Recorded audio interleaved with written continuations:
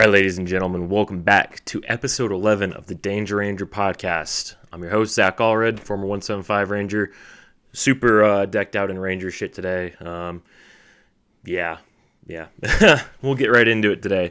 Just quick updates. It's snowing finally in Utah. Not used to that after living in Georgia for 6 years, almost 7 years, and not a fan. Had to brush snow off my truck for the first time, which was a little bit alarming, but whatever, it's a good time. Hopefully gonna get to do some winter sports this year. I did skiing for the first time last year, and that was cool. Might try out snowboarding. My middle brother is very much against snowboarders for some reason. He's very much a ski elitist and does not like to ski with other snowboarders. Things in the works right now. I am planning on doing a Lethality video series. Probably will come up with a better name than that, but essentially what it's going to be is going to be breaking down individual soldier disciplines as well as small unit tactics. So first video I'm going to do is definitely going to be a land nav video. That's been very commonly requested, and I was, like I mentioned in previous videos, going to do it up in Dahlonega and do like kind of a practical exercise demonstration. However, I am now in Utah and I don't have a solid map yet of some outdoor areas where I could do that. So sit tight on the practical demonstration. However, I will be doing a PowerPoint kind of walkthrough, as well as I've got the Dahlonega map that, like I mentioned before, where I can actually show you kind of what an actual map's going to look like and how to use your protractor and whatnot.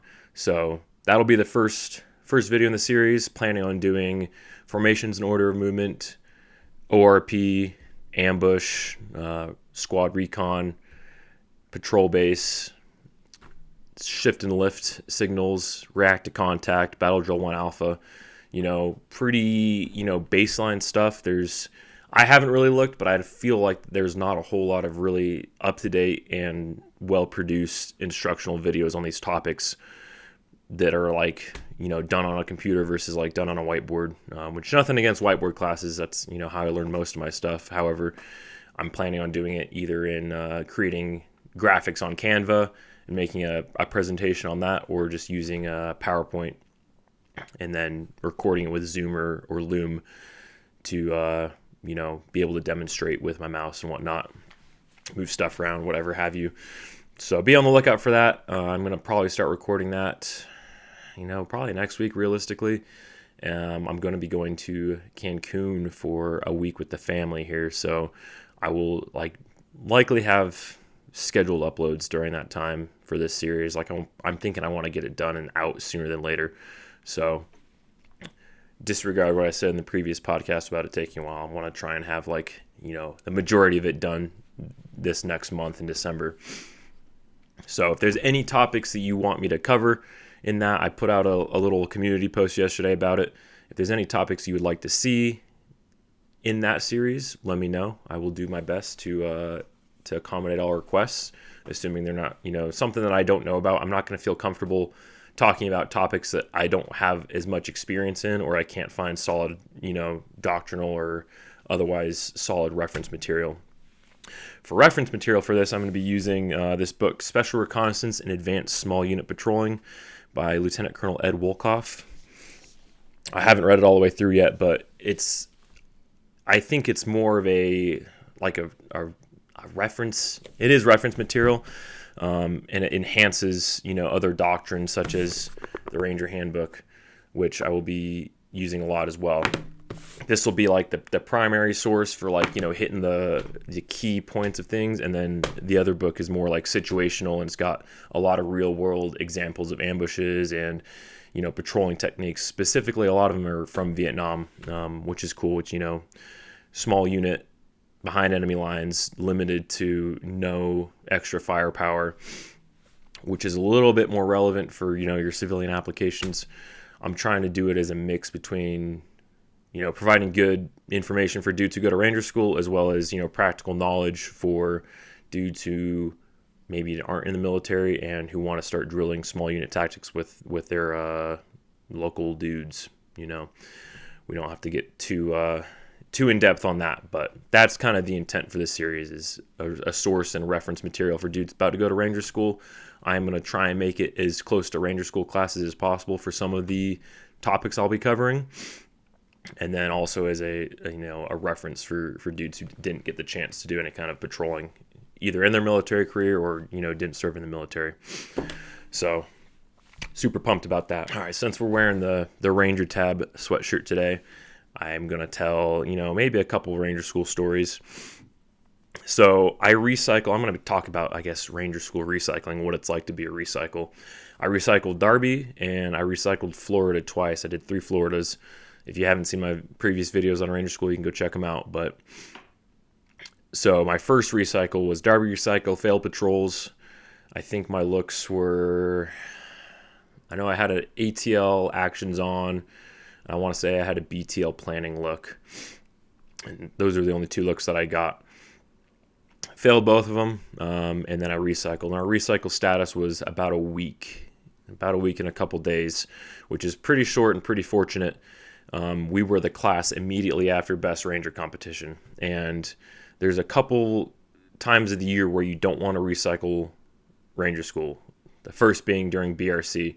So basically, if you recycle BRC, it's, I think, about a 2-month pause, 6 to 8 week pause on Ranger School classes while Fort Benning prepares for the Best Ranger competition in, I want to say it's in April. So if you're on Benning, you basically get tasked out to help build and prepare Camp Darby and other places around Fort Benning for Best Ranger competition. What that entails is you're going to be painting a lot. You're going to, trash some uniforms and boots with the amount of black and yellow paint that you're going to be using. You're going to be filling a lot of sandbags, and you're going to be setting up, I think, obstacle courses, or, maintaining the obstacle courses that are already on Camp Darby and Camp Rogers. It's a tough recycle. You're legitimately working, and I want to say that they have you doing PT during that time as well. I just remember that the BRC recycles that were my squad in my Darby class were some crusty, angry dudes. It's never a fun time to recycle BRC in Fort Benning. So if you can avoid that, that's, the best.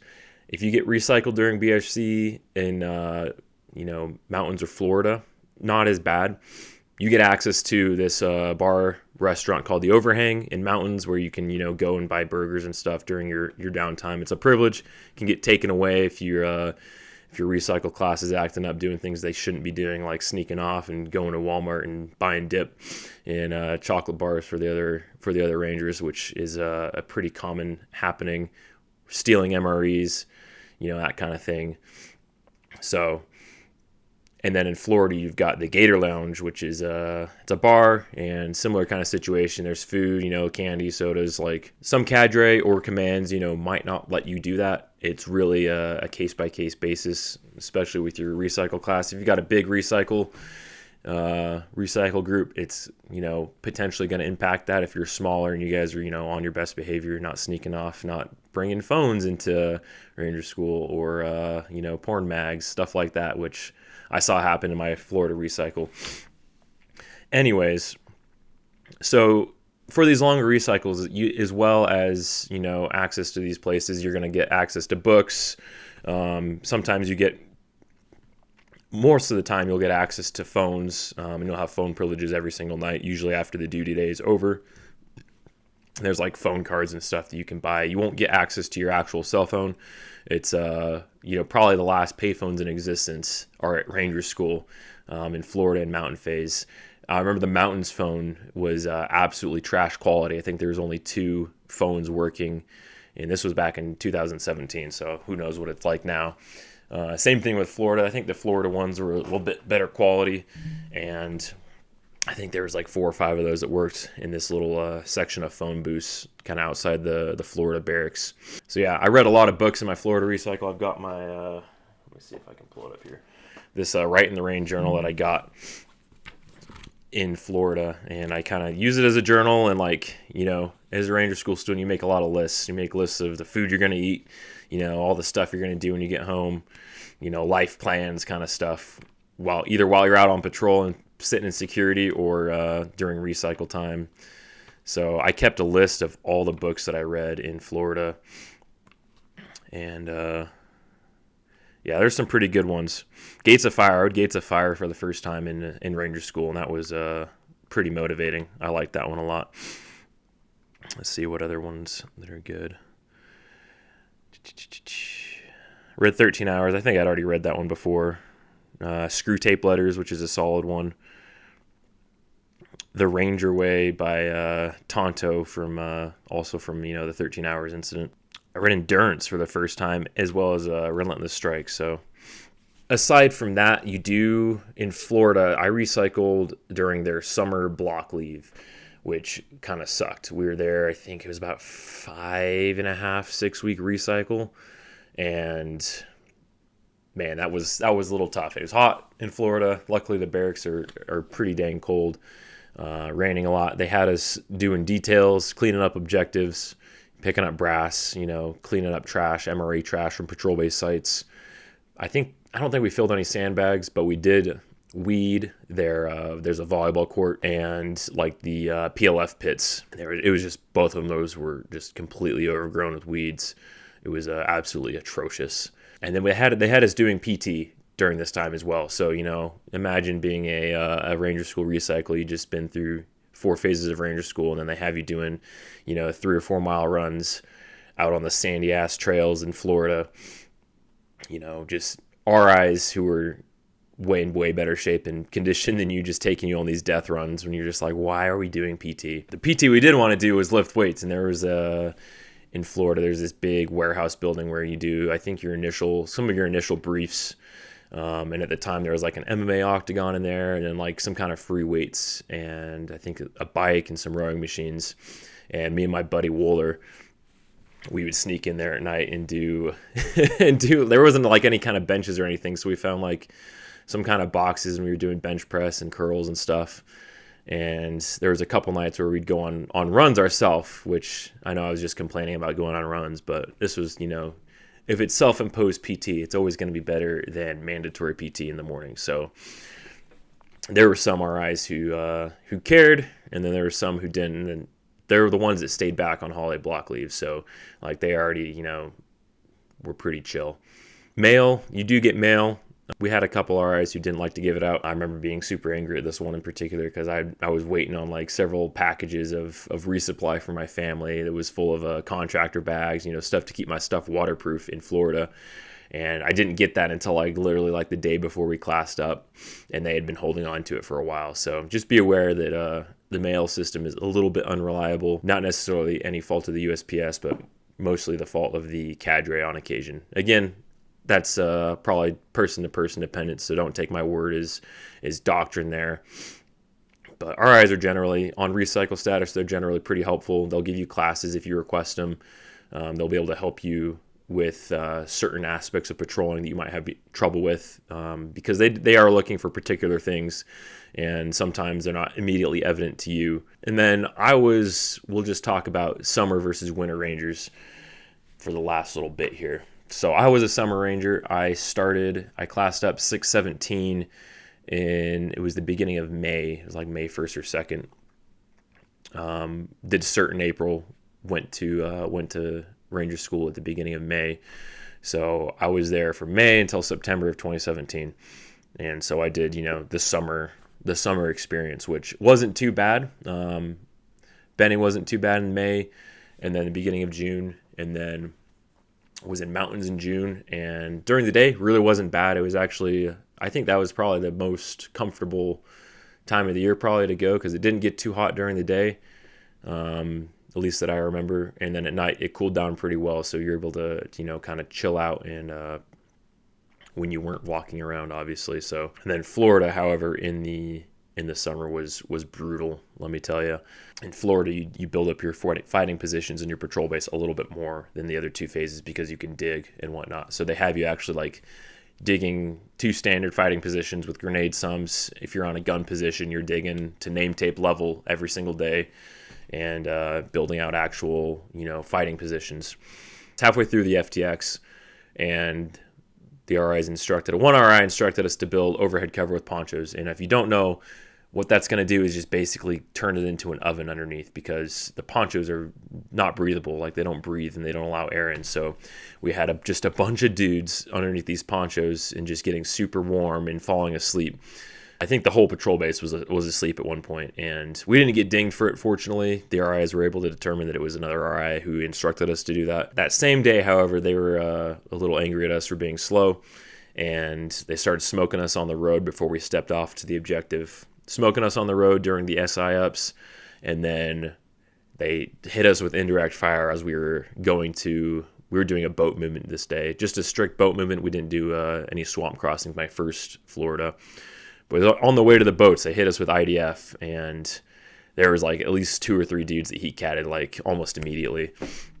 So they like backed it off a bit, stopped us, sat us down on the road, told us to take our tops off, and I think we dropped tan tees that day, so we were just wearing our blouses, and brought us, cold water and stuff. Well, it wasn't cold. It was supposed to be ice water, but they came out of the 5-gallon water cans, and it was pretty warm still. So I had buddies who obviously went through Ranger School in the winter. One of my close buddies remembers waking up in mountains with snow, like on his sleeping bag, like completely snowed in. And I'm not going to try and make the argument that summer is harder than winter. Winter is harder in a lot of ways. It's colder, which is I don't know. It's just harder to do shit in the cold, and you're carrying more weight, because I think they make you carry your winter sleeping bag, your winter boots, and I think like extra snivel gear and whatnot. And then things happen, like your Camelback hose will freeze, so you got to like keep it tucked in and close to your body. And in Florida, they don't have you do the swamp movements if it's too cold. However, it's a very fine line between you're doing the swamp movement and you're not doing the swamp movement, which, is pretty negligible. So if you're doing swamp movements in winter, you're going to be chilly. Between summer and winter, each of them have their own unique challenges. In Florida, in the summer, chances are you're going through the swamp unless the water level is too high. So we didn't do swamp movements my first one because I think that the water level was too high. We did both swamp movements my second Florida, the Boiler and the Weaver. The Weaver was worse for me just because you have to do this lengthy exfil off the island, and the roads that we were on were completely flooded pretty much. Like, it was like every 20 meters or so you were going through a puddle. And after the Weaver movement, my feet were just completely annihilated. Like, it felt like I was walking around on glass shards for a couple days. Luckily, they recovered in time for the Boiler. The Boiler movement wasn't as bad. It did take our platoon a decent amount of time to cross, and I was a team leader for that mission with my buddy Sadusky, who was a 175 guy. Sandusky, I can't remember if it's Sadusky or Sandusky. Big dude, really solid dude. I went through, I want to say I was in RAS with him, but he was the squad leader for that movement. I think we were Assault 1 or Assault 2, one of the two. We were like in the ORP, and like we were missing half the dang platoon. They'd been broken off in the brush, and I take it back. We were security squad because we were in charge of the rope bridge, and we set in security. So I was like frantically trying to find the other half of the platoon. Luckily found him, was flashing my IR flasher on my nods, found the rest of the platoon, hastily set in our raid. And I was security, so I set in the security element. Sadusky was hurting, so I was helping him out. Set in our security side, and Buddy Wooler was the weapons squad leader for that movement, the one that I mentioned that I recycled previously. His strategy to get the guns working after the swamp crossing, because when you carry the machine guns through the swamp, you're not allowed to use slings. In fact, you're not allowed to have slings, I think, on any of the weapons. So you're just hand carrying them because it poses a safety risk if you were to get submerged, like, getting weighed down by a 240 or a saw. So the guys with the machine guns generally don't give a crap about halfway through, and they start using them as walking sticks.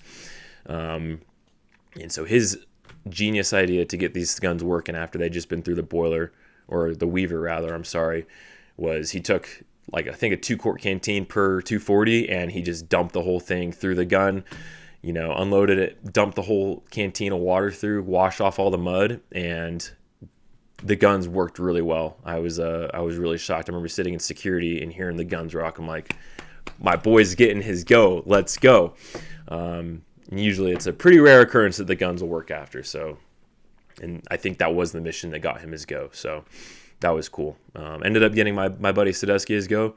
And then I freaking got a squad leader look the next day after I'd been up all night and through the Weaver. And that was a brutal day.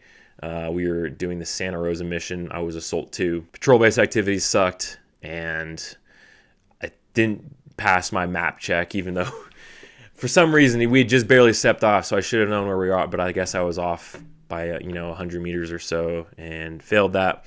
About heat catted in the freaking truck right over to the boats for Santa Rosa. And then I don't really remember what happened badly on the actual objective. I remember that I was, I think, following Assume because I was Assault 2. So I think the PL had Assault 1 going. And we were like falling behind them, which in hindsight is probably not what we should have done. We should have assaulted at the same time. I want to say that was maybe one of the ones that I did do well that day, but failed that and had to go to the board for my third Florida. And this recycle, it was like 1 week. I remember coming back from the board after I'd passed because I had good peers. And they're just like, all right, we're going to give you another go. Like, you're from Ranger Battalion. We know how important it is for you guys to get your tabs. I'm pretty sure that the BC was a bat boy himself, either the BC or the Sergeant Major. And so they gave me an option. They're like, all right, you can day one or you can go back to Florida. I was like, send me back to Florida. And the RIs on the way back down, we took a van. We took a bus on the way up with all the graduating students, which was pretty brutal to be on that bus because everyone was absolutely ecstatic to be graduating, except for the few of us that had to go to the board. And so we went to the board, came back in a van, and there I stopped at a Waffle House on the way back. And I don't remember what I got, but I got a ton of food, and it was the best dang food I'd had in a long time. It's just some greasy, nasty Waffle House. We had about a week recycle, and we classed right back up. Failed my first look, and then I think I was security squad leader, or I think I was an assault squad leader, rather, for the initial movement to contact. For whatever reason, my squad was incredibly sleepy already. Like, I remember we were falling asleep on patrol the first day. Like, dudes are, zombie walking through the woods. Wasn't a good look. And then I think I told my ghost story in a previous video, but I might just make a separate video on that. Hope you liked the video. Keep an eye out for this new video series that I'm going to be doing. And, hopefully these Ranger School stories help those of you out that are planning on going to Ranger School. Don't get discouraged if you get recycled. It's the most common thing to happen. Odds of you going through are, I don't remember what the actual statistical odds are, but I'd say it's like 10 to 25% of people make it through Ranger School their first try without recycling. So, you're meant to recycle. If you are lucky enough to go through first try, good for you. Like, that's awesome. There are a lot of elements outside of your control, though. So just remember that. Don't get discouraged if you get recycled. Gut it out. Remember why you're there. Don't give up, and you'll get your tab eventually. It might take you 6 months, but you'll get it.